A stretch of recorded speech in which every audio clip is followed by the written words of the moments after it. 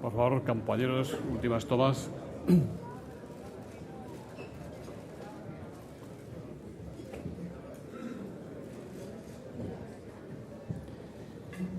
Excelentísimas e ilustrísimas autoridades, señoras y señores, como presidente de Nueva Economía Forum tengo el placer de darles de nuevo la bienvenida al Foro de la Nueva Sociedad, tribuna especializada en temas sociales que organizamos con la colaboración de Caja de Ahorros de Navarra, CAM, y la Fundación 11. Hoy tenemos la gran satisfacción, el honor de recibir al ministro de Sanidad, doctor Bernat Soria, a quien va a presentar, y también queremos agradecérselo porque es una gran ocasión, don Carlos Olchaga, exministro de Economía. La tribuna es suya.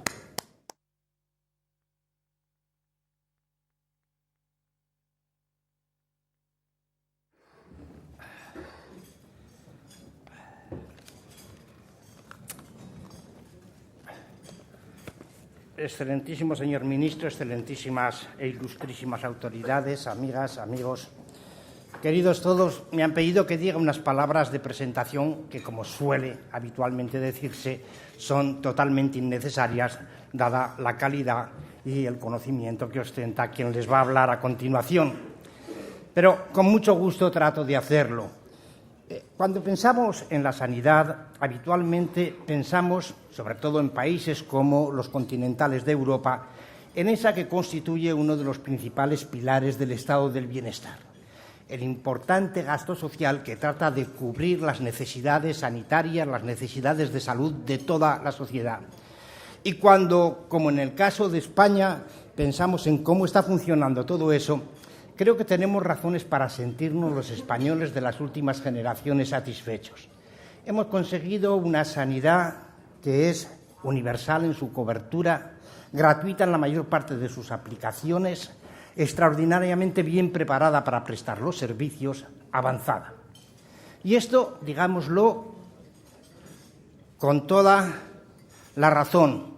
Esto, a pesar de los muchos recursos que hemos venido dedicando a lo mismo, lo hace de una manera muy eficiente.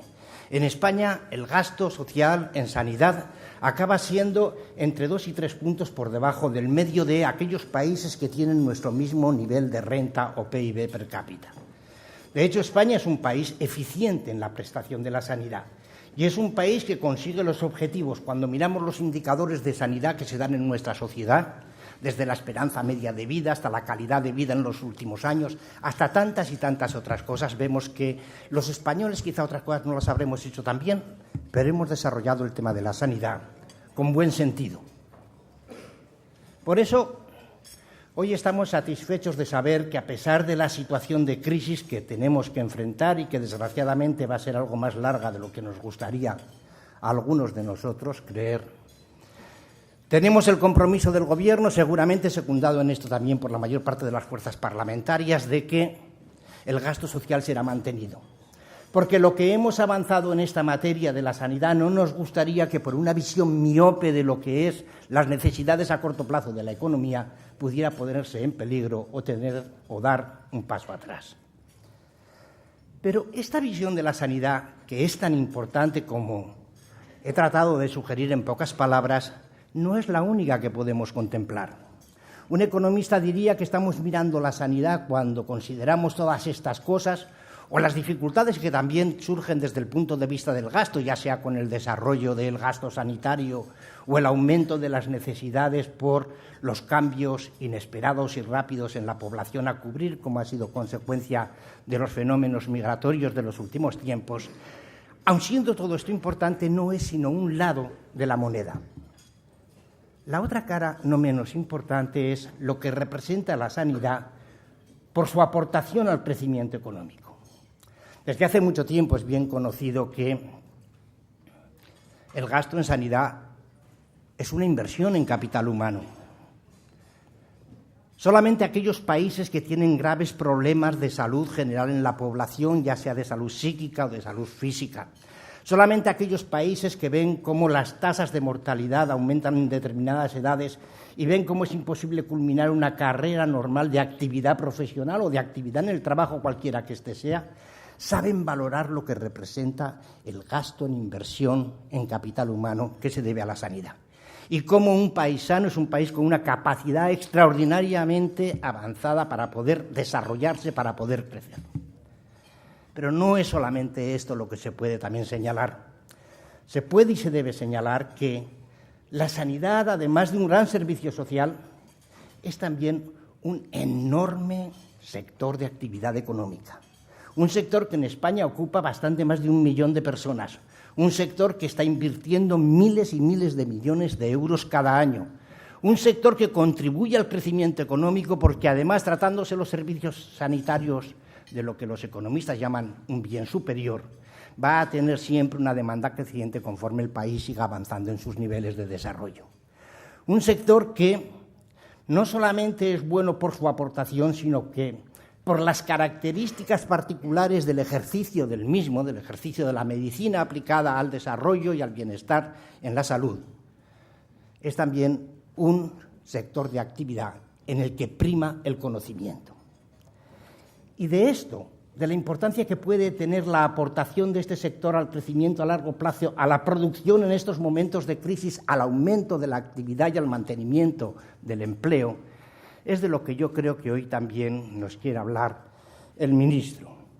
Y no es extraño que él lo quiera hacer porque el ministro, como es bien conocido, Bernat Soria, antes de dedicarse a esto, ha sido sobre todo un médico dedicado a la investigación.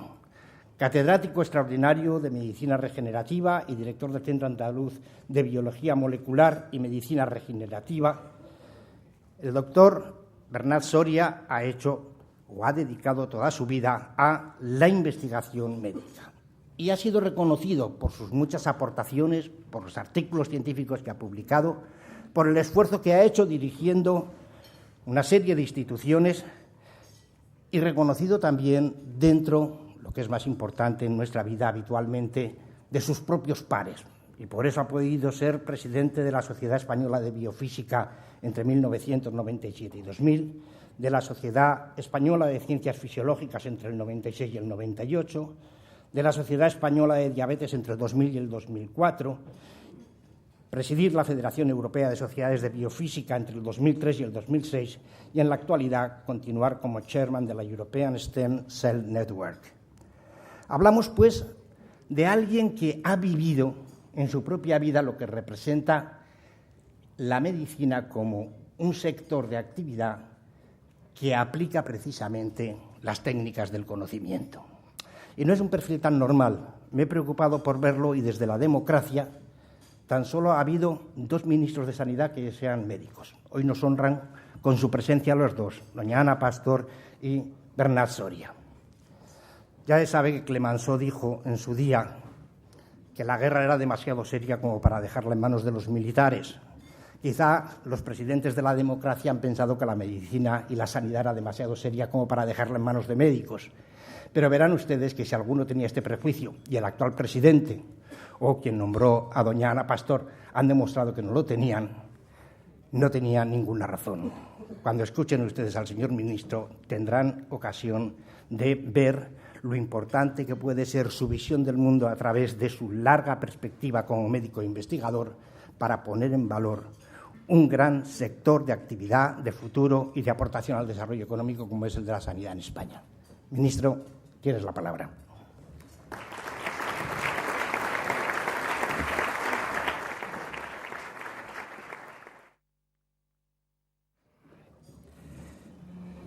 Muchas gracias al Foro de la Nueva Sociedad, de la Nueva Economía y también a don Carlos Solchaga, presidente del Foro, José Luis Rodríguez, a don Carlos Solchaga por la presentación y a todos ustedes por estar aquí, a mi antecesora y querida amiga Ana Pastor y a todos quienes han buscado un hueco en su tiempo para poder compartir una serie de reflexiones.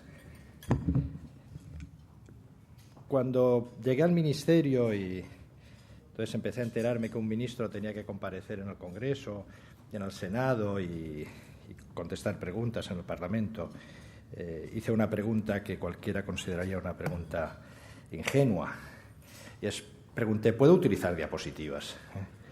Y me dijeron, mi gabinete, mis compañeros, mi equipo, me dijeron, no, el lenguaje parlamentario, el lenguaje político no incluye diapositivas. Entonces, por primera vez en mi vida tuve que hablar sin diapositivas. En el lenguaje médico, en el profesional, en el científico, lo habitual es acompañarse de imágenes para explicar ciertas cosas que de otra forma es muy complejo explicar, si uno no dispone de números y de imágenes. Así que hoy me van a permitir que no utilice el lenguaje político y que utilice diapositivas y haga una reflexión con imágenes y con datos. Además, me siento más cómodo utilizando datos.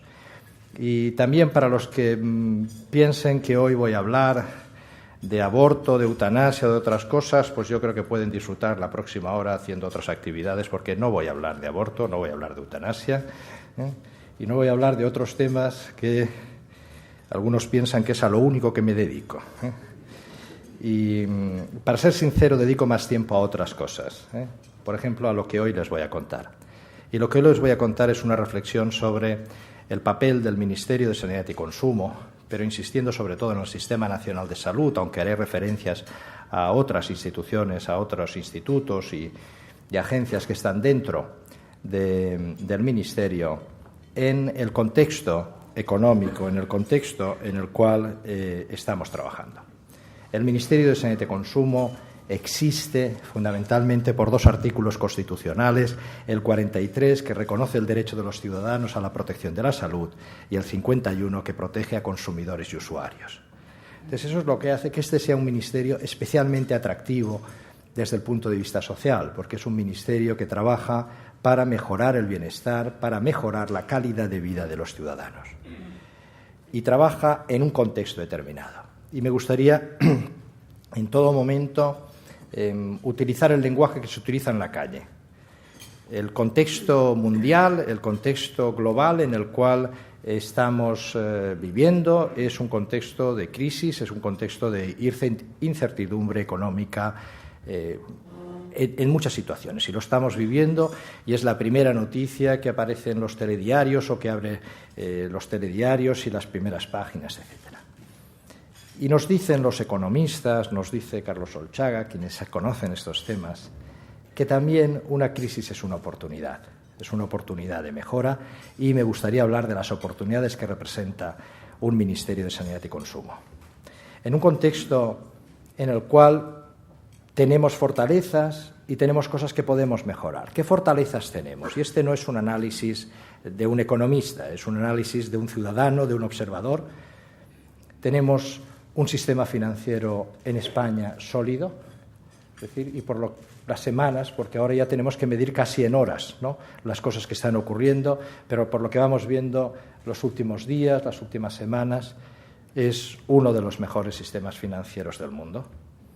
Tenemos un nivel de deuda externa bajo comparado con el promedio de la Unión Europea, es decir, no llegamos al 40%, alrededor del 40%, mientras que la Unión Europea está el promedio alrededor del 60%. Hay países de estos que se llaman líderes del mundo que tienen el 110 y el 120, y eso quiere decir que tenemos capacidad para endeudarnos sin que la deuda sea más problemática que lo que puede ser en otros países.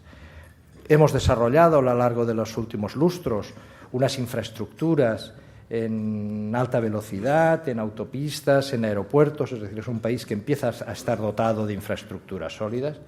Tenemos un sector de turismo muy potente, tenemos sectores emergentes que están compitiendo bien fuera de España, lo cual es un indicativo de que son competitivos, y tenemos la población más preparada y más saludable de la historia de España.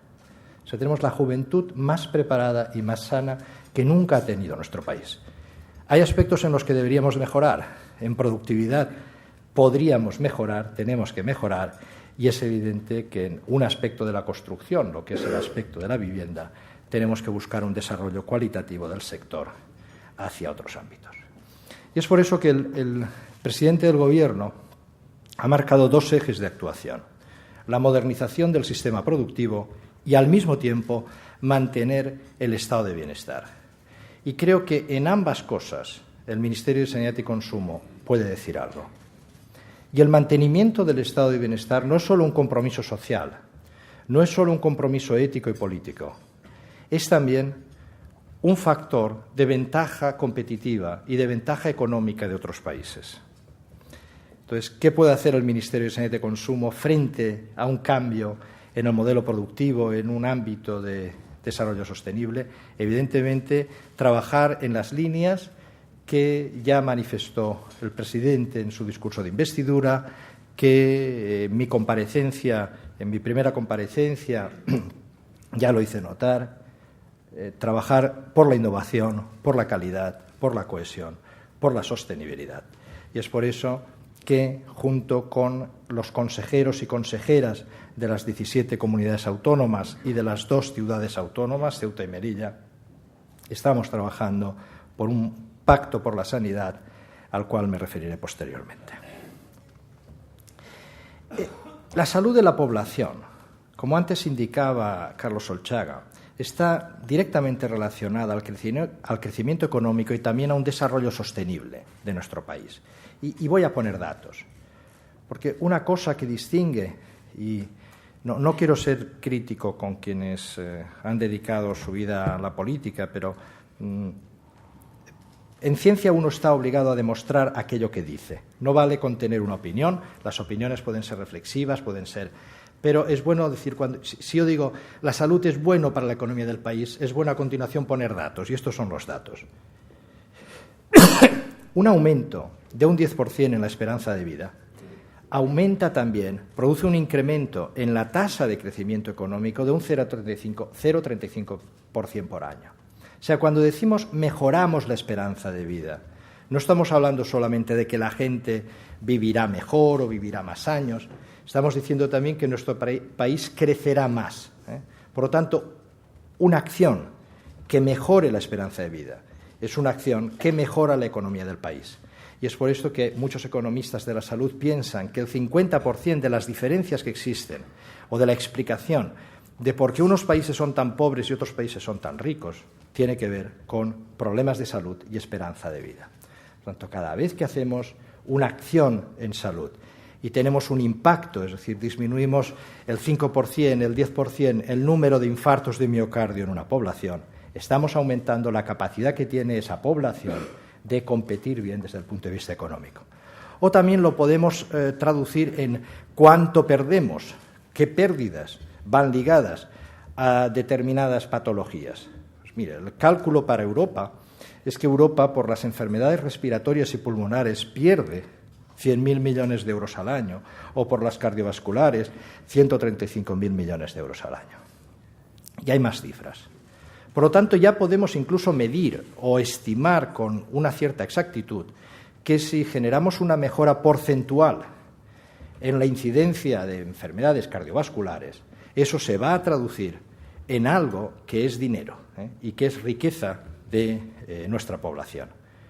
Y es por esto también que en Europa se pierden más de 500 millones de jornadas laborales al año como consecuencia de problemas de salud. O sea, tener una población más saludable es bueno para mejorar nuestra economía. Parece simple, pero hay que dar números, hay que aproximarnos para ver cómo el sector salud tiene un impacto en economía. Yo creo que ustedes ya conocen que en la propuesta de presupuestos generales del Estado que hemos presentado al Parlamento, el gasto social ocupa casi el 53%. Y no solamente porque son, como decía antes, un compromiso social, ético y político, sino también porque es bueno desde el punto de vista económico para la población.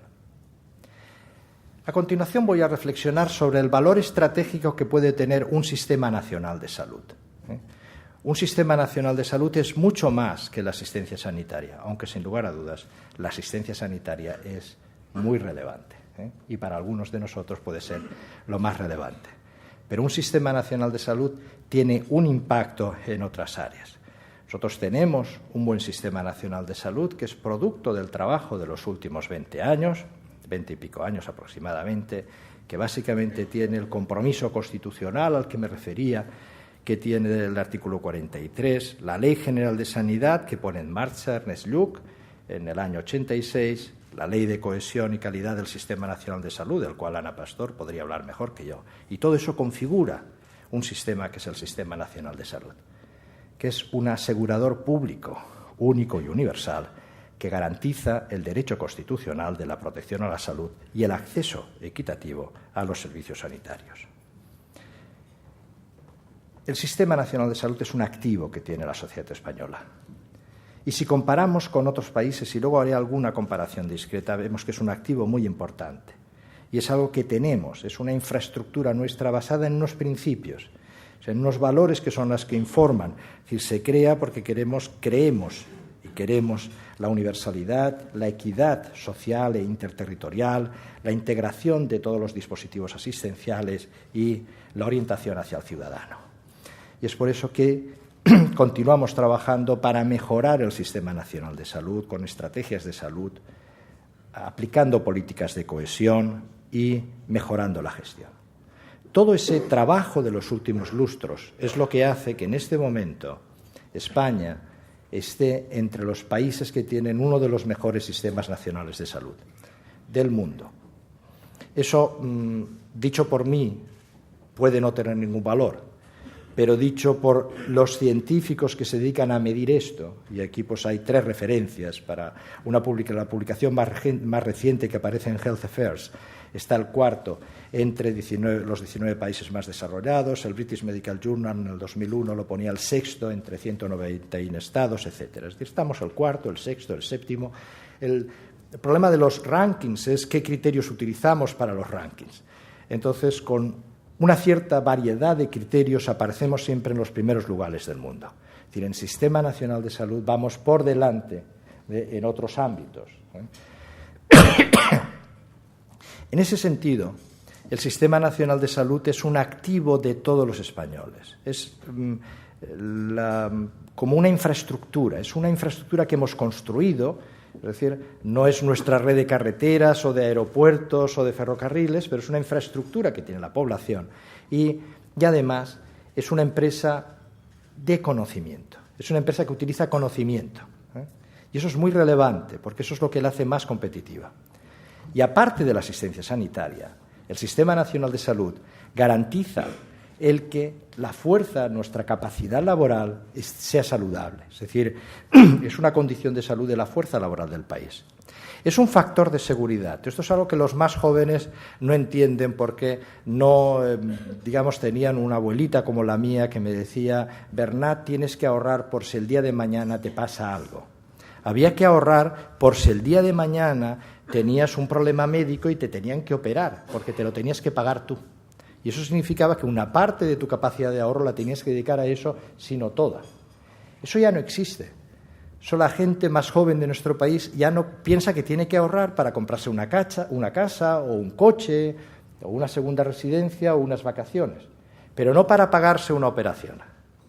Y eso aumenta la capacidad de los ciudadanos, de todos los ciudadanos, porque la cobertura es universal, para tomar otros riesgos. Puesto que no tengo que tener en el banco una cantidad de dinero para pagarme una operación por si hace falta, este dinero lo puedo utilizar a otra cosa. Y esto está generando economía. Por otra parte, y se ha citado, es una fuente de empleo directo. Un empleo que además es estable, bastante estable, me gustaría que fuese más, no deslocalizable, eso es muy importante, nadie se puede llevar nuestros cirujanos a Checoslovaquia porque allí producen mejor, es decir no es deslocalizable y además está muy cualificado. La encuesta de población activa nos decía que aproximadamente 1.100.000 empleados están en el sector salud. Por otra parte, es una fuente de generación de riqueza. Los economistas miden una cosa que se llama el factor de arrastre y es cuando yo me gasto €1 en algo, ¿cuánta riqueza genero? Y el factor de arrastre, en el caso de la inversión en salud, está alrededor del 40%. Por cada gasto, entre comillas, a mí me gusta más la palabra inversión, pero en los presupuestos salen gastos. Cada inversión que hacemos, cada gasto que hacemos en salud, genera un 40% de riqueza alrededor. Y eso significa que si el gasto del 2006, contabilizando tanto la sanidad pública como la privada, es de 82.000 millones de euros, serían unos casi 33.000 millones lo que hemos generado de riqueza. por último, no voy a continuar esta línea, es un nicho de diversificación del tejido empresarial. El desarrollo de un sector biotecnológico, la potenciación de un sector farmacéutico, pero no solo eso, sino también los servicios. Y en un país como el nuestro, que tiene el sector turismo más potente quizás del mundo, tener un buen sistema nacional de salud, que quiere decir que a 15 minutos de donde esté voy a tener a alguien que me pueda atender si me pasa algo en el territorio nacional, pero al mismo tiempo tener una buena salud pública, tener seguridad alimentaria, son factores que hacen que nuestro sector turismo sea competitivo sobre otros países que pueden ofertar un producto más barato, pero no de la calidad que ofrece el sector español. Por lo tanto, la inversión en salud es rentable. Es decir, y es rentable desde muchos puntos de vista. Luego hablaremos de dinero, cómo el gasto sanitario se distribuye. Pero hay que pensar que cuando el Sistema Nacional de Salud, que es el principal cliente de la industria farmacéutica, compra fármacos a la industria farmacéutica, también está potenciando empleo e investigación y capacidad de desarrollo en otro sector. Por eso no tenemos que hablar solo de los efectos directos, sino de una cantidad de efectos que se producen alrededor, en toda la Unión Europea. O sea, en esto la Unión Europea aproximadamente en los últimos, del 95 al 2001, se calcula que se generaron 2 millones de empleos ligados a este sector. Y además es una inversión a medio y largo plazo. O sea, no es un área que permita especular y que permita dinero rápido que se vaya a otros sitios o a otros países. Es un tipo de inversión en el que siempre uno tiene que alcanzar compromisos, y en ese diálogo estamos, compromisos a medio y largo plazo que permitan el desarrollo del sector económico. Y además, lo que es más importante, contamos con la materia prima. Los recursos, que en este caso es capital humano, los hemos generado. Es decir, hemos generado un sistema para entrenar a nuestros profesionales, que es uno de los mejores sistemas del mundo. Entonces tenemos buenos profesionales sanitarios, y eso significa que en recursos humanos, en capital humano, que es en lo que tenemos que competir, porque nuestro país no tiene recursos naturales, no tiene petróleo, no tiene oro, no tiene diamantes, lo que tiene y tiene que tener es capital humano, innovación. Pero aparte de eso, hemos desarrollado un sistema eficiente. ¿Y qué quiere decir eficiente? Quiere decir que cuando asigna recursos consigue unos resultados mucho mejores, óptimos. Y voy a poner algunos ejemplos. Por ejemplo, citaba antes Carlos Solchaga que nuestro país está invirtiendo un 8,4% del PIB, mientras que otros países de nuestro entorno están en el 9, en el 11, como Francia, y no necesariamente tienen unos resultados mejores que los nuestros. Eso quiere decir, cuando nosotros, con un nivel de inversión 2 puntos por debajo, conseguimos unos resultados similares o incluso superiores en ciertas áreas, es decir, que la ejecución del presupuesto, la ejecución del gasto ha sido muy eficiente. Cuando uno habla de presupuesto, no tiene que hablar solamente de la cifra absoluta, sino de cómo se ejecuta, cómo se aplica y cómo se mide que es más eficiente. Se mide que es más eficiente por los indicadores de salud, la morbimortalidad, la esperanza de vida que se pueda relacionar con el gasto sanitario, con indicadores de salud, al fin y al cabo, con cartera de servicios. Es decir, con este nivel de inversión, ¿otros países ofrecen el programa de trasplantes que ofrecemos nosotros? La respuesta es no. ¿Y lo ofrecen para todos? La respuesta es no. Entonces, hemos generado un sistema muy eficiente en la gestión, lo cual no quiere decir que no sea mejorable. Es decir, por eso hacemos estrategias de salud. Es decir, podemos mejorar, pero ya tenemos uno de los sistemas más eficientes que hay. ¿Y cuánto dinero nos gastamos? ¿Cuánto dinero se gasta este país en salud? Miren, el año 2006 nos gastamos 82.000 millones de euros, de los cuales aproximadamente 60.000 millones de euros estaban en el sector público, 23.000 en el sector privado. Eso es lo que da la cifra sumada del 8,4%. ¿Y cuánto se gastan en otros sitios? A veces nos gusta mirar a Estados Unidos como el ejemplo de la primera potencia, y lo es, la primera potencia del mundo en muchas cosas, pero no en salud. En salud, Estados Unidos se gasta 3 veces más por habitante. Cuando dividimos el gasto por el número de habitantes, son unos $6.000 por habitante y año, mientras que aquí estamos en $2.000 por habitante y año. ¿Conseguimos lo mismo? No. Aquí conseguimos mucho más gastándonos 3 veces menos. Porque en Estados Unidos 47,5 millones de personas están fuera del sistema. O sea, no tienen seguro médico, ni tienen un programa, ni cuando tienes seguro médico tienes acceso a la cartera de servicios que tiene cualquier ciudadano español. O sea, tienes un menú en el cual pues, no está incluido el trasplante de páncreas, o sí que está incluido el tratamiento del cáncer, pero luego cuando tienes cáncer viene la aseguradora, los abogados, a decirte que era una pre-existing condition, es decir, era una condición que existía previamente a la contratación del seguro y, por lo tanto, no está incluida, porque has firmado una cláusula por la cual, si tú tenías una enfermedad que estaba ya antes, esa no estaba incluida. Entonces, ese sistema, comparado con el nuestro, no es mejor. El nuestro es más eficiente en la ejecución, ofrece una mejor cartera de servicios. Y si uno ve esta gráfica es difícil de ver, pero que sepa que está medido.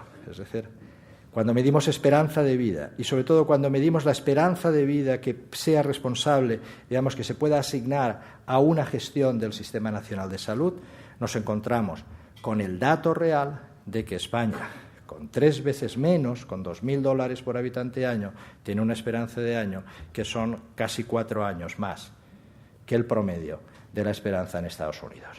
O sea, tenemos un Sistema Nacional de Salud que es eficiente.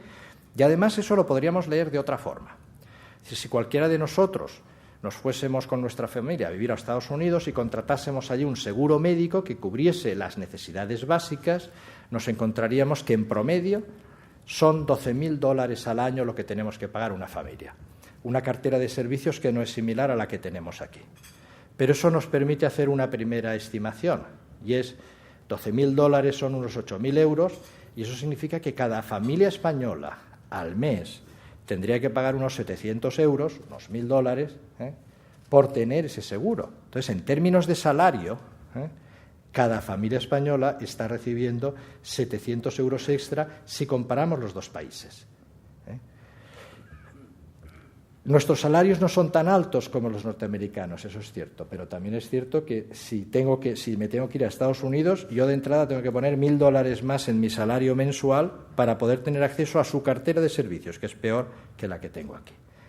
Lo miremos por donde lo miremos, tenemos un sistema de salud eficiente. ¿Y cómo se distribuye el gasto? Los aproximadamente 60.000 millones de euros que gastamos en el sistema público, de esos unos 20.000 van al gasto farmacéutico y tecnologías, unos 30.000 a salarios y unos 10.000 al mantenimiento e inversiones. De los 20.000 que van a gasto farmacéutico y tecnologías, 14.000 estarían en el grupo medicamentos. Y de esos 12.000 millones de euros medicamentos que se obtienen con receta, las prescription drugs, y otras 2.000-3.000 de la llamada farmacia hospitalaria. Estos conceptos son relevantes porque lo que nosotros estamos haciendo en el Consejo Interterritorial es hacer un seguimiento de cómo evolucionan las partidas de gasto, porque eso es lo que permite tomar decisiones y, es más, permite medir el impacto de las decisiones. Cuando nosotros tenemos un procedimiento de evaluación, autorización de medicamentos, podemos además hacer el seguimiento de cómo eso va afectando al gasto.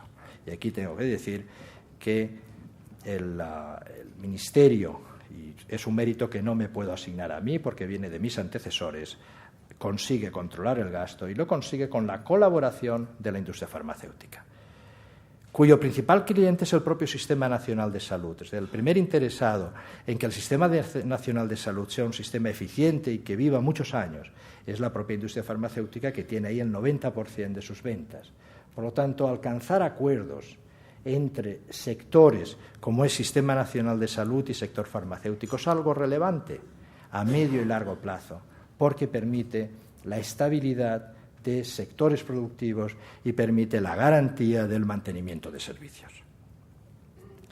Voy a ir un poco más rápido porque tenemos que dejar tiempo también al debate, pero me gustaría hacer un repaso rápido sobre el Sistema Nacional de Salud y al final hacer unos comentarios de consumo.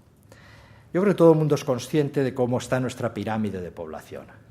Nuestra pirámide de población está en un proceso de envejecimiento. Ya más del 16% de la población tiene más de 65 años. gracias a una inyección que hemos recibido en los últimos años de 5 millones de personas que vienen de fuera, la pirámide está cambiando y eso es bueno para la estructura poblacional del país, porque la pirámide está ampliándose por la base, que es lo que necesitamos, más natalidad, y también ampliándose de forma muy notable en el sector que paga impuestos, que no son los de más de 65 años. Los que pagan impuestos son los que están entre los 25 y los 65 años. Por lo tanto, ese es un segmento que es muy relevante para que funcione el sistema. ¿Y cómo lo perciben los ciudadanos? La verdad es que la percepción ciudadana es muy positiva. El Sistema Nacional de Salud, con sus críticas, con su capacidad que tiene de mejorar, es apreciado por los ciudadanos como un sistema, el 70% piensa que es bueno o muy bueno. Eso significa un nivel de aceptación muy alto. Pocas instituciones en el Estado, quizás tendría que citar la monarquía, tienen el nivel de aceptación que tiene el sistema sanitario. Y al decir sistema sanitario, estoy hablando de todo el Sistema Nacional de Salud. Digamos, de las 17 comunidades autónomas que, como ustedes saben, digamos, tienen diferentes responsables políticos, ¿no? Y esa satisfacción, además, va progresivamente aumentando. Alguien puede pensar que pasar del 6.0 al 6.3 es una mejora pequeñita. Mire, una décima en el conjunto de la población es un gran cambio, ¿no? Es decir, que haya un 6,3% que diga, o que le pongan un 6,3 sobre 10 significa un gran cambio. Y sobre todo, ¿qué es lo que más valoran los ciudadanos? Nuestros profesionales. Es con diferencia el sector que más valora al ciudadano, cosa que, por otra parte, ya habíamos detectado antes. Por lo tanto, el Sistema Nacional de Salud no solamente protege la salud, que es un mandato constitucional, sino que también es una empresa de conocimiento que trabaja con innovación y que se tiene que desarrollar en el futuro, desarrollando políticas y estrategias que vinculen la protección y el cuidado de la salud con el desarrollo del conocimiento. O sea, tenemos que hacer las dos cosas al mismo tiempo para que sea sostenible, para que nuestro sistema sea sostenible. Y es por eso, porque queremos que nuestro sistema, el que hemos heredado de quienes estaban antes, pase a quienes vengan después. Las 17 comunidades autónomas, las 2 ciudades autónomas y el Ministerio de Sanidad y Consumo, estamos trabajando en un pacto por la sanidad. Un pacto por la sanidad donde nos hemos planteado 6 ámbitos de trabajo y los comités se reunieron por primera vez el 30 de septiembre para trabajar sobre recursos humanos, sobre cartera de servicios, sobre salud pública, sobre calidad e innovación, sobre plan de drogas. Me gustaría terminar hablando algo de consumo, porque calidad de vida no es solamente Sistema Nacional de Salud, también es seguridad alimentaria, y no he dedicado prácticamente ningún comentario a la Agencia Española de Seguridad Alimentaria y Nutrición, que forma parte del Ministerio de Sanidad y Consumo. Es también la Agencia Española del Medicamento, etcétera. Pero creo que el consumo merecía, y más en este contexto, 2 comentarios. Existe un círculo vicioso muy negativo, que es, si hay crisis, se pierde confianza en el consumo, eso hace que disminuya el consumo y eso aumenta la crisis. ¿Cómo podemos romper el círculo vicioso desde las limitadas competencias que tiene el Ministerio de Sanidad y Consumo? Aumentando la confianza del consumidor. Si aumentamos la confianza del consumidor, vamos a ganar por lo menos 2 cosas. En primer lugar, rompemos el círculo vicioso. En segundo lugar, generamos, porque el propio consumidor que hace consumo responsable y exigente obliga a que generemos un producto que sea más competitivo, que tenga un valor añadido. Y ese es el tipo de actuaciones que estamos haciendo. O sea, reforzar la confianza del consumidor en el mercado. Y eso significa también proteger al consumidor de las prácticas abusivas. Cuando el consumidor está protegido de las prácticas abusivas, va más tranquilo a comprar, porque compra un producto que es más seguro, un producto que va a ser mejor. Y ese producto va a tener un valor añadido más grande. Y a la hora de competir con otros países o que otros países quieran competir con nosotros, ese producto va a ser mejor. Y por eso estamos reforzando las asociaciones de consumidores. ¿Y qué hace un gobierno? Pues un gobierno hace leyes, decretos, órdenes y facilita el que la maquinaria funcione. Es decir, hay una labor de engrase que hace que la maquinaria funcione, y eso es en lo que estamos. Entonces, consumo está, por ejemplo, haciendo en este momento la transposición de la Directiva de Prácticas Desleales de la Unión Europea, que es lo que va a hacer que nuestro mercado interior, lo que es nuestros hábitos de consumo, digamos, sean mucho más correctos, que el consumidor tenga más confianza y, por lo tanto, estamos añadiendo valor añadido a cualquiera de nuestros productos. Y un producto puede ser un servicio, puede ser un juguete o puede ser un tubo de dentrífico. Es decir, cualquiera de esas cosas que le aseguremos que es mejor, que es más competitivo, que está mejor hecho, el hecho de que el consumidor confíe más en ese producto porque es un mejor producto, digamos, va a hacer también que esa empresa, que a mí me gustaría que fuese española, sea más competitiva en el entorno español y en el entorno internacional y, por supuesto, en el europeo. ¿Qué hacemos normalmente? Pues trabajamos con las comunidades autónomas para que aquellas competencias de inspección y sanción que están en las comunidades, porque ese es nuestro ordenamiento constitucional, utilicen criterios comunes. O hacemos acciones de cesación. ¿Qué quiere decir una acción de cesación? Es cuando nos adelantamos a la sentencia y le pedimos a un tribunal que pare en una práctica porque sabemos que la sentencia va a tardar meses, a veces años, en producirse y, mientras tanto, la práctica está perjudicando a los consumidores. Y hoy podemos pedir que se pare. Y es lo que hemos hecho con los parquímetros, lo que estamos haciendo con el tema de la identificación de llamada o parando la publicidad engañosa, que a veces anuncia precios temerarios, por ejemplo, como creo que ustedes conocen, con operadores de viajes low cost. Informando al consumidor. Un consumidor informado es también un consumidor responsable, es un consumidor que está colaborando cada vez que nosotros recibimos una queja de un ciudadano o de una asociación. Le damos las gracias porque está reforzando el sistema español, está reforzando nuestro país para generar un ámbito en el cual, como conjunto de esas acciones, aumenta la confianza del consumidor. Por lo tanto, yo quería terminar. Voy bien de tiempo, entonces me va a permitir que termine con unas palabras que en este caso sí que voy a cambiar al formato leído. Es decir, cambio, por lo tanto, del lenguaje más académico al lenguaje político. Esto es lo único que había escrito yo. En un escenario de crisis e incertidumbre económica mundial, yo les invito a considerar al Sistema Nacional de Salud como una empresa del conocimiento, mayoritariamente adaptada al nuevo modelo productivo que propone este Gobierno, basado en la investigación, el desarrollo y la aplicación de las nuevas tecnologías. Créanme, la sanidad española es ahora uno de los lugares más seguros para invertir, para apostar por la innovación en medicamentos, por las nuevas tecnologías sanitarias como la receta electrónica o la historia clínica digital, que han de implantarse y extenderse en toda España y en el conjunto de la Unión Europea, por la investigación biomédica y las terapias avanzadas que están llamadas a dar respuesta a los problemas de salud que hemos de afrontar en la actualidad, derivados de patologías crónicas, de enfermedades raras que hoy nos afectan. En definitiva, porque al ser un valor social la salud, invertir en salud también es una garantía en cualquier sentido. Necesitamos asegurar para el futuro un sistema nacional de salud tan fuerte al menos como el que hemos construido estos últimos 25 años, que tenga suficiencia financiera, como hemos pedido desde el Pleno del Consejo Interterritorial, cuando hace unas semanas hemos debatido sobre los factores que condicionan el gasto en sanidad. Y hay que tener en cuenta que para asegurar la suficiencia financiera y el carácter de corrección de desigualdades que ha de definir nuestra sanidad, tenemos que incorporar ese concepto. El resultado del debate del Consejo Interterritorial, el debate que acabamos de realizar a petición de este ministro, espero que sea tenido en cuenta por todo el mundo. Normalmente, cuando la gente habla de financiación sanitaria, no sabe que de lo que tenemos que hablar es de financiación autonómica. Tal y como tenemos la ley, lo que financiamos es a la autonomía, y es la autonomía quien decide el porcentaje que va a sanidad.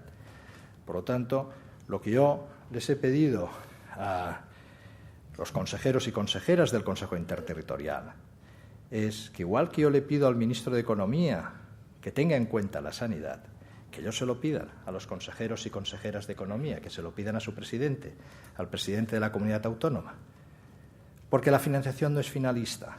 La financiación es una financiación dirigida al global de la autonomía y cada autonomía tiene que decidir en qué se lo gasta. Por lo tanto, yo quiero insistir, quiero pedirles a todos que se comprometan con la suficiencia financiera de la sanidad española. Como decía al inicio de mi intervención, espero haberles convencido de que nuestro sistema sanitario es una salvaguarda que le garantiza a este país un elevado porcentaje de empleo estable y de calidad, que genera riqueza y que debe ser clave para afrontar el reto de reorientar nuestro modelo económico hacia un desarrollo sólido y sostenible basado en la investigación y en las nuevas tecnologías. Y asimismo les invito a trabajar aumentando la confianza del consumidor en el mercado, protegiendo al consumidor de las acciones abusivas por parte de los grandes operadores económicos y reforzando a las asociaciones de consumidores, generando, por lo tanto, un aumento neto en el valor añadido de los productos españoles. Cuando la economía global se haya recuperado de la situación actual, estoy convencido de que España estará preparada para incorporarse al liderazgo de un nuevo modelo económico mundial y de que nuestro sistema sanitario habrá contribuido decididamente a ello. Muchas gracias.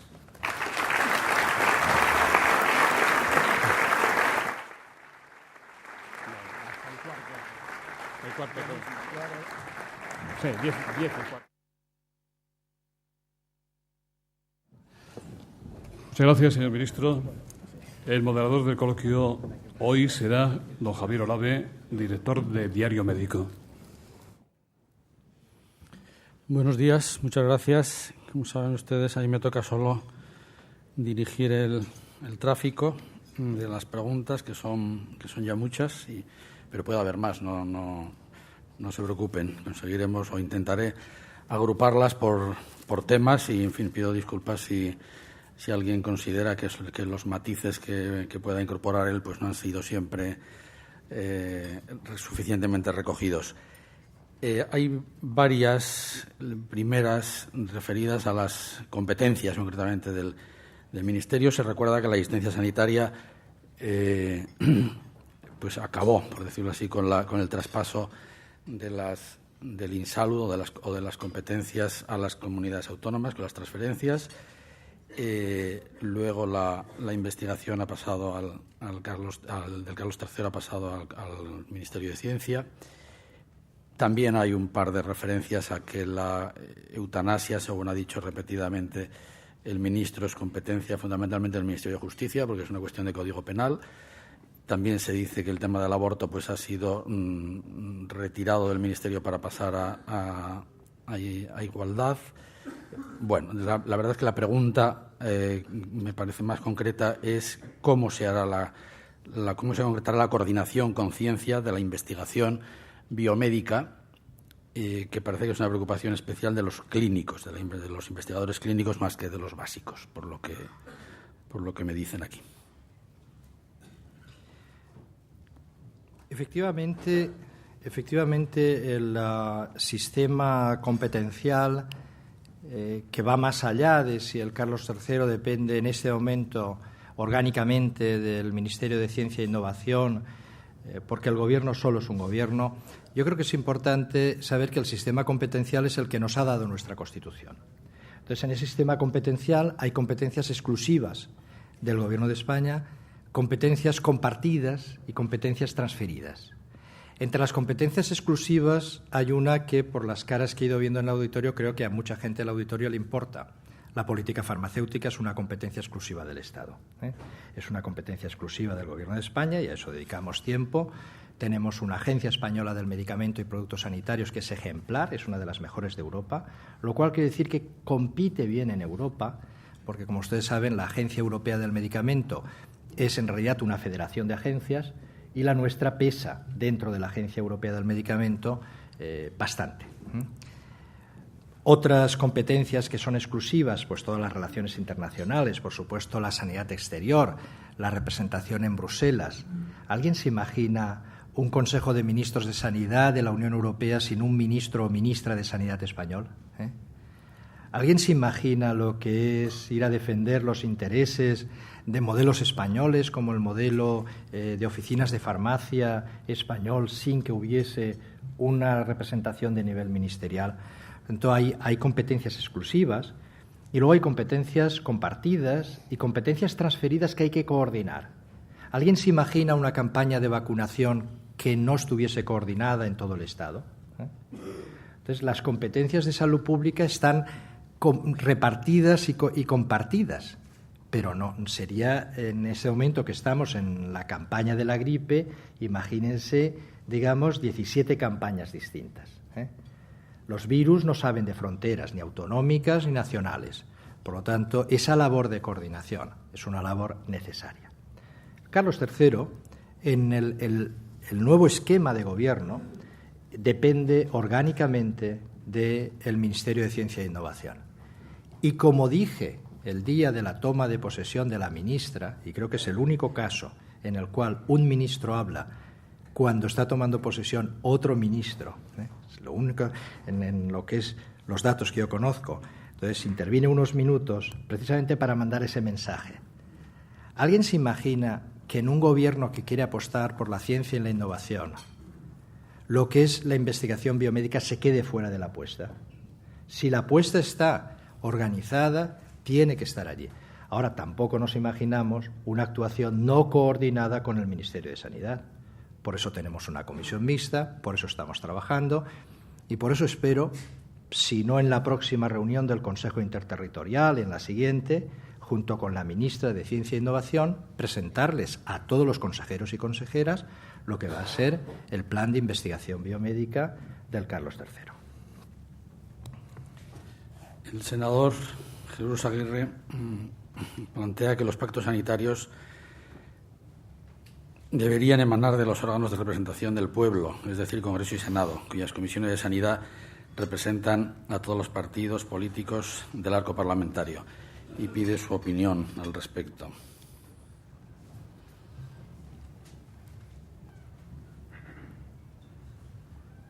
¿Hay más? No. Bueno, el Estado tiene organizado el poder ejecutivo, el legislativo y el judicial. Nada impide que cualquier sector inicie un proceso. En este caso ha sido el poder ejecutivo, que también lo ha puesto aquí el pueblo español, porque es nuestra Constitución la que ha decidido que yo esté aquí como ministro en este momento. Es el poder ejecutivo quien toma la iniciativa. Lo fundamental de un pacto es llegar al final, es llegar a puerto. Y ese es un proceso que no es fácil, hay que decirlo con esa claridad. Entonces, que los representantes del poder ejecutivo, que son el Gobierno de España y los gobiernos autonómicos, se pongan de acuerdo para empezar a trabajar, ya es un gran paso. Si los gobiernos se ponen de acuerdo, aquellos que tienen la responsabilidad ejecutiva, porque nadie más tiene responsabilidad ejecutiva que el gobierno, pueden iniciar actuaciones. Yo espero que en este marco los agentes sociales, que son muy importantes, el poder legislativo, representado en grupos políticos, y los profesionales, todos los pacientes, se incorporen. Pero el procedimiento que hemos empezado y que yo creo que va a ser un procedimiento útil es que aquellos que tienen responsabilidad de gobierno se pongan de acuerdo. Y ya digo que no es un proceso fácil, pero tampoco creo que sería más fácil en otras opciones. O sea, vamos a empezar así, vamos a caminar y vamos a incorporar. En cualquier caso, el Gobierno también representa a todo el mundo.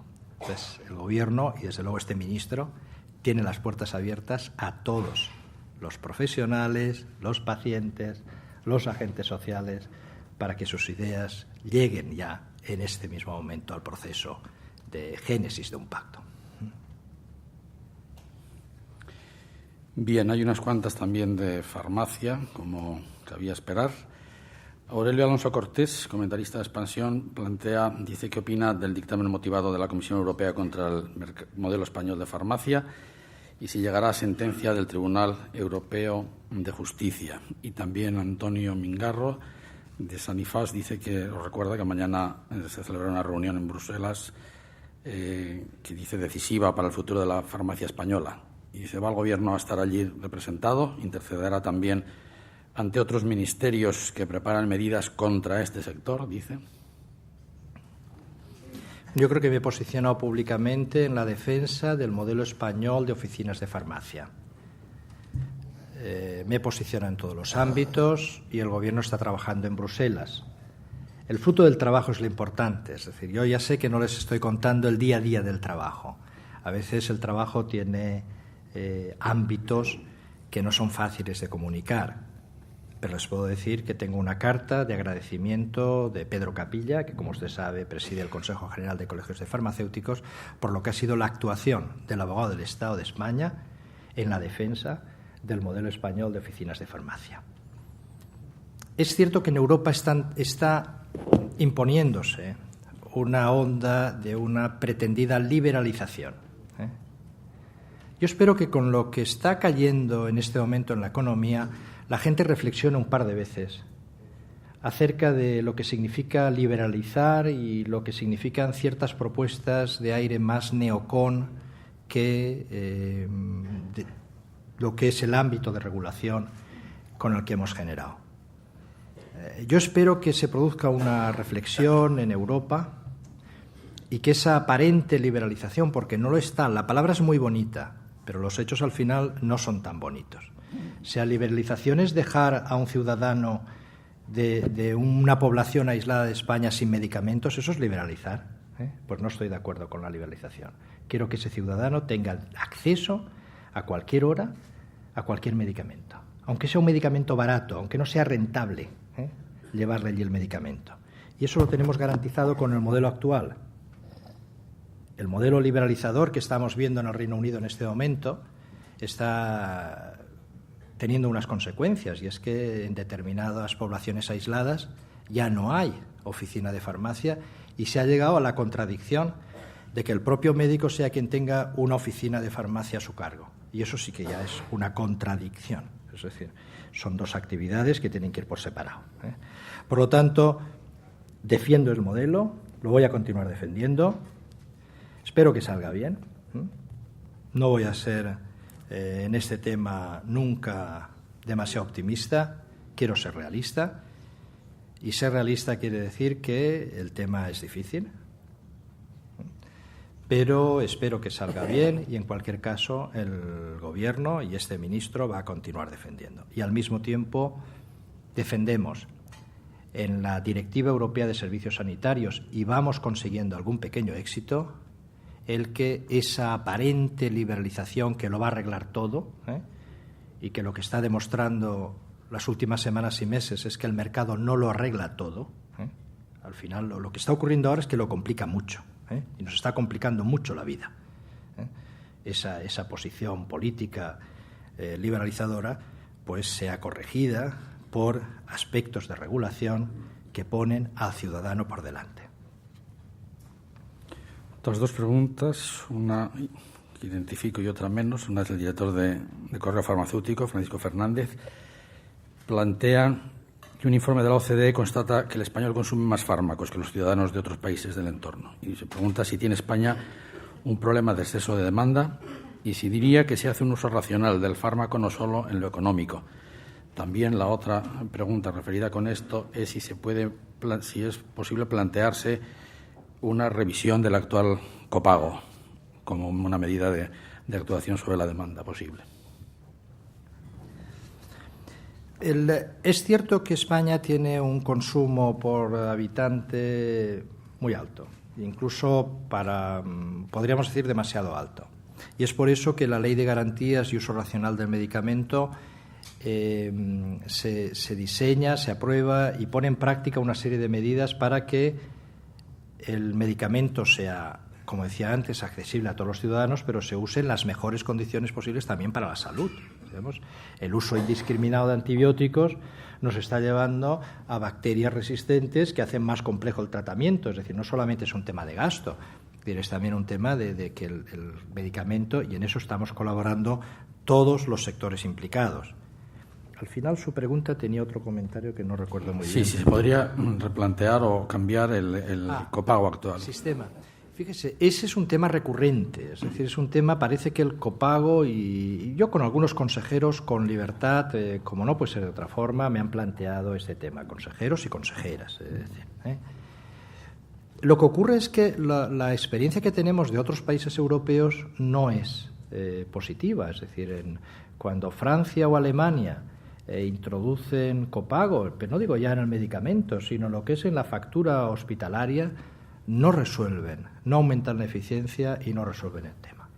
Y es más, el poner copago en ciertos sectores, por ejemplo, de medicamentos, como usted sabe, los jubilados no pagan por ningún porcentaje de los medicamentos que necesitan, y es el sector que más medicamentos necesita.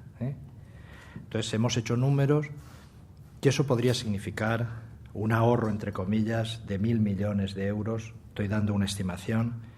Y creo que para lo que significa, y para gente que ha trabajado toda su vida, y que al fin y al cabo, si lo que tenemos aquí está aquí es porque alguien trabajó antes, no creo que debamos tomar ese tipo de medidas. En primer lugar, porque no han resultado efectivas, y en segundo lugar, porque no estaríamos siendo correctos con quien se pasó la vida trabajando para que hoy mis hijas y yo vivamos mejor.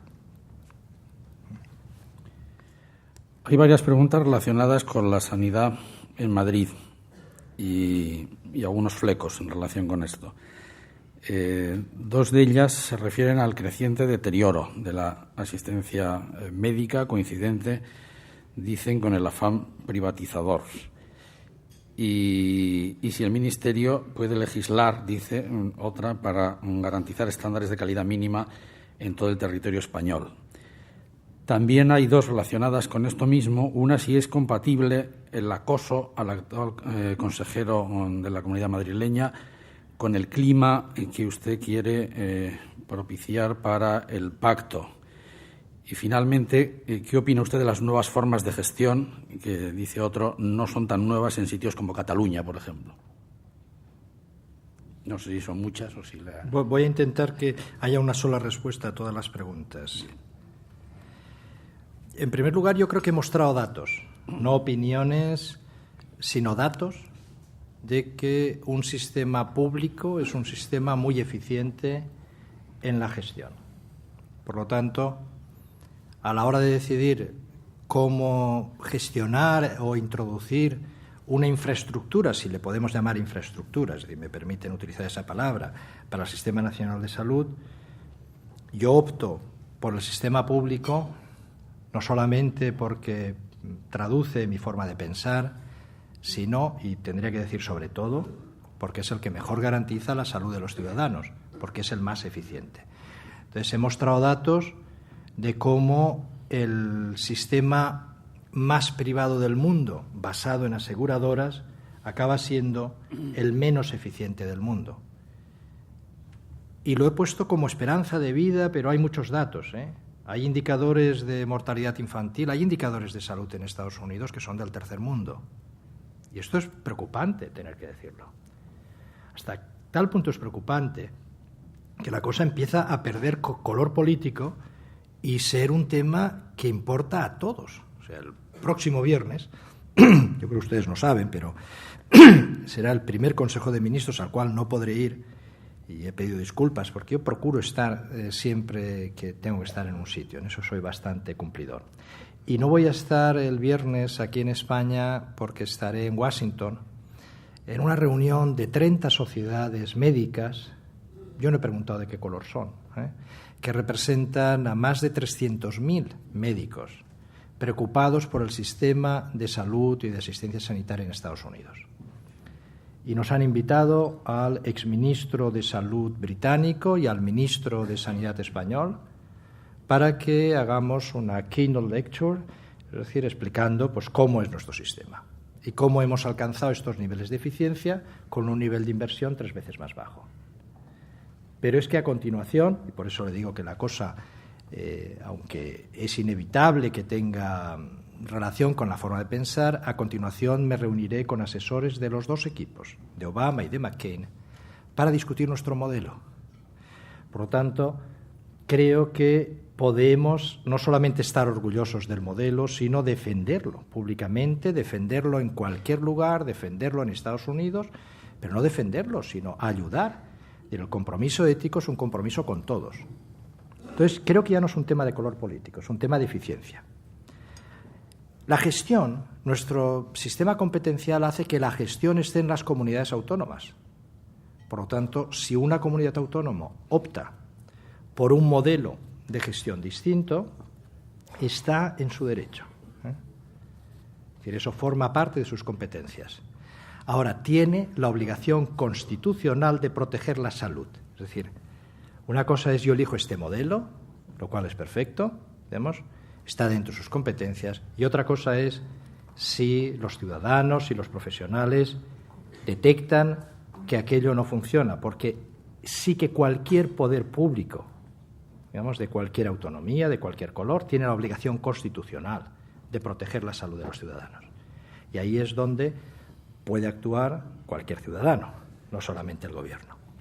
Es cierto que la Comunidad de Madrid en ciertas cosas se ha saltado la regla que ella mismo puso, es decir, en listas de espera están fuera del sistema. El decreto que regula cómo tenemos que informar de las listas de espera lo cumplen todas las comunidades menos Madrid. Y es un decreto de la época del Gobierno Aznar. O sea que no es ni siquiera un decreto de este Gobierno o del anterior socialista. Y acerca al, no sé a qué cosa se refiere, mis relaciones con todos los consejeros son buenas, con Juan José Güemes lo son también, en algunos casos son excelentes. La cosa no era del Ministerio. Entonces, no se refería la relación con los consejeros creo que facilita, y en el caso del consejero de la Comunidad de Madrid son y van a ser relaciones excelentes, porque es la forma que yo tengo de trabajar para alcanzar un pacto por la sanidad que es lo mejor para los ciudadanos.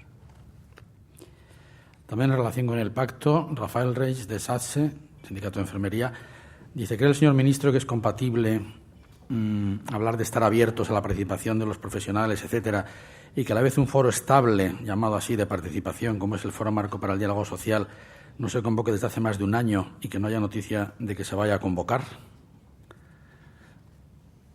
Son formatos, antes yo creo que en la pregunta anterior decía que el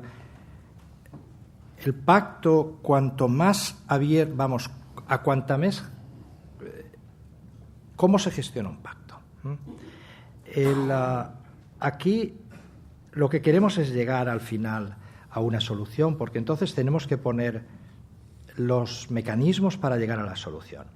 En este momento lo que ocurría, como antes explicaba, es que los responsables del Poder Ejecutivo se ponen de acuerdo para trabajar.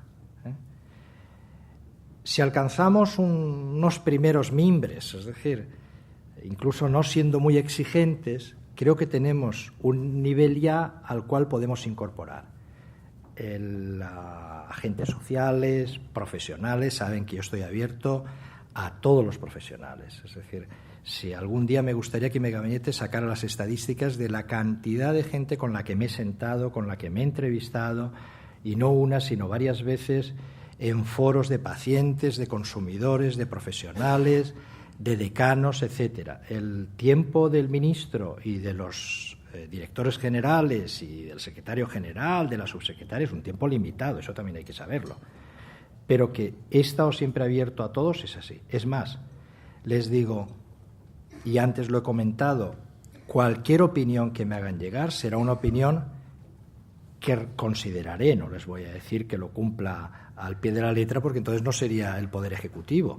Es decir, el Ejecutivo, y es así como funciona nuestra Constitución, es quien está gobernando. Y espero que agentes sociales, pacientes, profesionales de diversos sectores se incorporen, igual que hemos venido haciendo a lo largo de los últimos 12 meses. Bueno, de consumo hay bastantes y me parece que por el tiempo del que disponemos algunas tendrán que quedar fuera, como también quedan algunas de otras áreas. Yo pido disculpas, pero no llegamos a más. Hay dos referidas al caso Girasol. Dice, la contaminación del aceite de girasol importada le obligó a tomar medidas para restringir la comercialización de este producto. Luego usted tuvo que dar marcha atrás ante las presiones del sector del aceite y de la propia ministra de Agricultura. No le quedó mal sabor de todo aquello. ¿Se puede y se debe supeditar la salud de los ciudadanos a intereses económicos? Bueno, esta pregunta parece un poco fuerte, pero se la hago porque está aquí escrita. Y, en fin, que si no quedó usted también, o si no quedó seriamente dañada la autoridad del Ministerio en esto. Y estas son las dos preguntas que hacen estas dos personas. Creo que a posteriori es más fácil analizar los casos que a priori. Yo creo que todo el mundo, vamos, el 99% de los que están sentados en esta sala son gente que tiene o ha tenido responsabilidad de gestión en algún momento y sabe que las decisiones se toman online, o sea, no se toman a los 4 años de haber pasado una cosa, sino mientras están ocurriendo y cuando aún no tienes toda la información. Eso es muy importante, porque tomamos una decisión que tenía que ver con restringir, de hecho, prohibir el que se distribuyeran, porque empezamos a retirar y en menos de 24 horas se retiró todo el aceite de girasol. Sabíamos en ese momento que quedaban botellas sueltas, pero como estábamos hablando de hidrocarburos no alifáticos y la toxicidad de esos hidrocarburos es prácticamente nula para concentraciones bajas, pero puede ser alta para un efecto crónico, es decir, la toxicidad aguda es muy baja, la crónica puede tener efectos. Entonces tomamos una decisión que parecía una aparente contradicción, que era, se restringe la distribución, y eso es algo que es una orden de retirada de producto, al mismo tiempo se recomienda a la gente que no consuma y se da otra instrucción que parece contradictoria, que es, si usted tiene una botella en casa, no se preocupe. Entonces la gente dice, bueno, si me dice que no consuma, ¿por qué dice que no me preocupe? Eso es lo que quiere decir toxicidad aguda, toxicidad crónica. La botella que tiene usted en casa, aunque la consuma usted solito, que ya es difícil, no le va a causar un efecto a las concentraciones que ya conocemos. Ahora, no continúe consumiendo porque es la toxicidad crónica. Esa era la aparente contradicción. El silogismo que ha construido quien preguntaba no es correcto, porque no fue la presión ni de Agricultura con quien estaba trabajando, ni de las empresas, ni de nada. Es decir, yo tomé una decisión que estaba basada en la salud de los españoles. Ese es el criterio, porque es el primer criterio. Proteger la salud, porque es lo que dice la Constitución que yo tengo que hacer. Y eso es lo que yo hago. Y para hacer eso no le tengo que preguntar a nadie, porque está la Constitución. El siguiente paso. En ese momento pensábamos que eran 100 o 125 toneladas. No sabíamos dónde estaban, pero se toma la decisión. A los pocos días, yo creo que a los 3 días nos felicita ya la Comisión Europea. A la semana me vuelve a felicitar. Y en menos de 2 semanas la Comisión Europea le dice a todos los países europeos que hagan lo mismo que España. Y en este momento los datos que tengo son más de 30.000 toneladas, no 100 o 125, sino más de 30.000 toneladas entraron en España. No ha habido ni un solo caso de intoxicación y el aceite de girasol, el mercado no se ha resentido, los precios continúan altos, porque no estaban ni siquiera estables, continúan altos, el sector económico se ha visto reforzado y eso forma parte de la línea que antes le decía.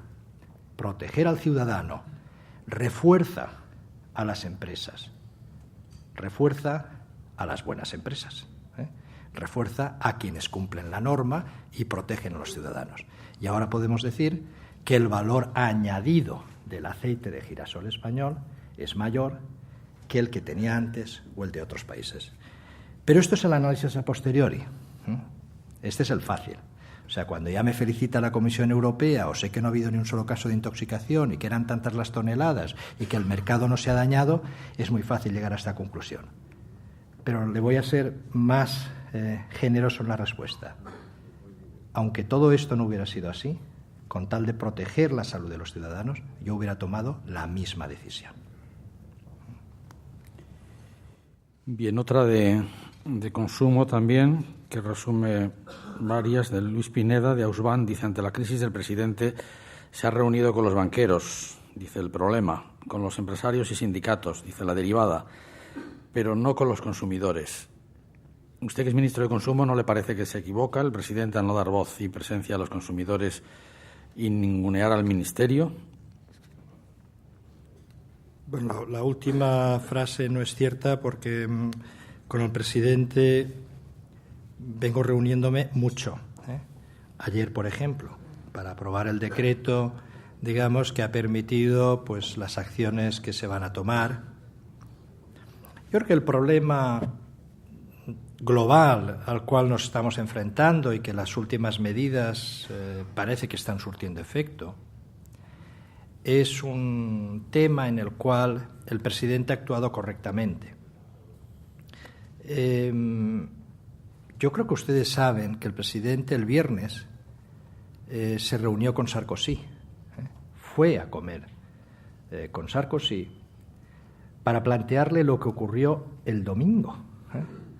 O sea, la reunión del Eurogrupo era la propuesta del presidente del gobierno español, que va a hablar con el presidente en este momento, que nos ostenta la presidencia de la Unión Europea, que es Sarkozy, para decirle se tiene que reunir el Eurogrupo. Y el Eurogrupo se reúne. Yo creo que en este momento la gente también sabe que Alemania había dicho que cada cual resuelva el problema en su país. El país más potente de Europa cambia de opinión y la propuesta es del presidente del Gobierno de España. Se reúnen y toman unas medidas como se tienen que tomar. No cada país a la suya, como hace Irlanda, lo cual genera aún más conflicto, sino todos en conjunto toman una serie de medidas que están produciendo efectos. Y las medidas son las necesarias para que funcione el sistema financiero, no para que funcionen los bancos, sino el sistema financiero. Porque si el sistema financiero no funciona, y ustedes lo saben, tampoco funcionan las empresas, tampoco funciona el consumo de los particulares y el acceso a préstamos grandes y pequeños. Y la mejor medida para proteger a las familias, para proteger a las pymes, a las pequeñas empresas, a las medianas y a las grandes, a todas, es hacer que el sistema funcione. Y el sistema ahora va a funcionar con más garantías que previamente. Aparte de eso, el presidente se ha reunido no solamente con empresarios, sino con agentes sociales, y se ha reunido con su ministro de Sanidad y Consumo y con el resto de ministros. O sea, por lo tanto, están con un nivel de representación suficiente. Pero el ministro les va a recibir siempre que quieran. Ahí está la Asociación de Consumidores, ahí está la directora del Instituto Nacional de Consumo y no paramos de trabajar con todas las asociaciones de consumidores y, de hecho, estamos trabajando. Y cuando tomamos una medida para decir qué pasa con los parquímetros o qué pasa con el intento de cargo por la identificación de llamadas, ¿de dónde cree que salen las medidas? De los propios consumidores, del Instituto Nacional de Consumo, de la Asociación de Consumidores. Bien, ya la última. Tengo que elegir entre varias cosas y me he optado por las nuevas tecnologías. ¿Y de cuándo conseguirá el Consejo Interterritorial la compatibilidad de tarjetas sanitarias autonómicas? Y concretamente Julio Vidal, director de American Cloud, dice: ¿cuándo se conocerá informáticamente o cuándo se podrá conocer informáticamente mi historial médico en todos los hospitales públicos? Yo creo que ese es uno de los aspectos en los que estamos trabajando más. Es muy difícil ponerle fecha, pero ya le adelanto que ahora en otoño, o sea, ya, empieza un ensayo piloto con 7 u 8 comunidades autónomas para precisamente medir la compatibilidad. Es decir, el tema lo hemos trabajado, pero queremos hacer un piloto antes. Si el piloto funciona, lo podremos hacer extensivo. Y además le tengo que decir que España, junto con Dinamarca, somos pioneros en Europa en el proceso de e-health, en el proceso de la historia clínica digital, de la receta electrónica, y el que esto pueda llegar a los ciudadanos no solamente en el espacio español, sino en el espacio europeo. Y es más, no he querido extenderme en la charla, tengo los indicadores para ciertas áreas en las que hemos podido medir cómo ganamos tiempo de los profesionales. No ha habido ninguna pregunta sobre profesionales, pero, por ejemplo, le puedo decir que qué podemos hacer para el déficit. Pues muchas cosas, trabajar para formar más médicos, etcétera, pero hay una cosa que podemos hacer ya, la más rápida. Si agilizamos los procesos de gestión, le quitamos burocracia al proceso, le quitamos papel al proceso, una cosa que ya hemos medido en ciertas áreas, en primaria, en un área de 1.200.000 habitantes, los datos en un año era ganar el 22% del tiempo del médico, con lo cual conseguimos aumentar el 22% la capacidad profesional y es la medida más rápida y ya lo estamos haciendo. Por lo tanto, no me atrevo a poner fechas, pero creo que somos pioneros en Europa y además para los sectores empresariales españoles que quieran entrar en el campo, el hecho de que seamos pioneros en Europa significa también una oportunidad de negocio para sectores españoles. Yo espero que los sectores españoles entren y que tengan la seguridad de que España y este ministro les va a defender no solamente en España, sino en Europa, para que cuando se produzca el próximo paso, que es la creación de un espacio de salud europeo y que nuestros sistemas sean compatibles en toda Europa, sean empresas españolas las que estén ahí en ese proceso. Muchas gracias, señor ministro. Me dicen que dé la palabra a Borja Muñoz para que despida el acto en nombre de las entidades colaboradoras del Foro de la Nueva Sociedad. Muchas gracias. Muchas gracias. Efectivamente, en nombre y representación de Fundación 11 y Caja Navarra, queremos agradecer la interesante ponencia y palabras del excelentísimo ministro don Bernat Soria y a los asistentes agradecerles su presencia y emplazarles a la nueva jornada del Foro de Nueva Sociedad, que tendrá fecha el día 4 de noviembre y en la que contaremos con la presencia de Eduardo Bautista, presidente del Consejo de Dirección de SGAI. Interesante, creo yo. Gracias.